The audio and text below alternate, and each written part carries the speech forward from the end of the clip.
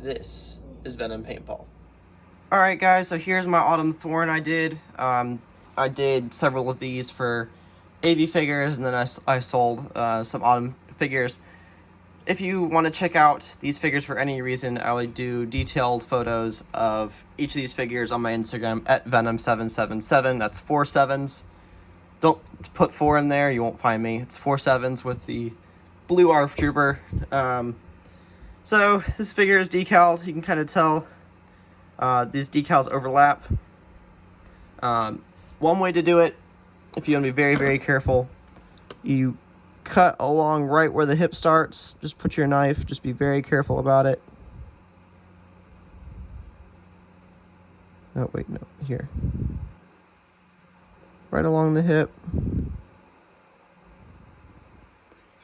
And then you're going to do the same thing on the front. Just be very, very careful. If you cut the excess, sometimes I just line up my knife right here. And then kind of press down. Don't really recommend it. Just use your knife to go right along where the hip ends and the torso begins.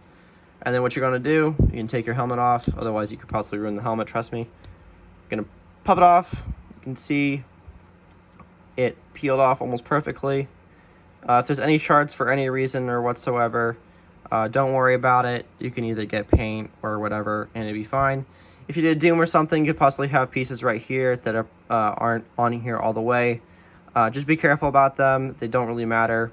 Your torso should be intact, and this is how you put on your cloth on your figures.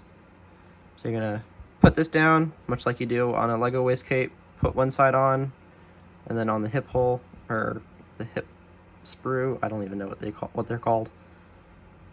You put them down, and then they come out in the front just a little bit. They look a lot more fancier that way. And there you go. That's how you put cloth on your figures.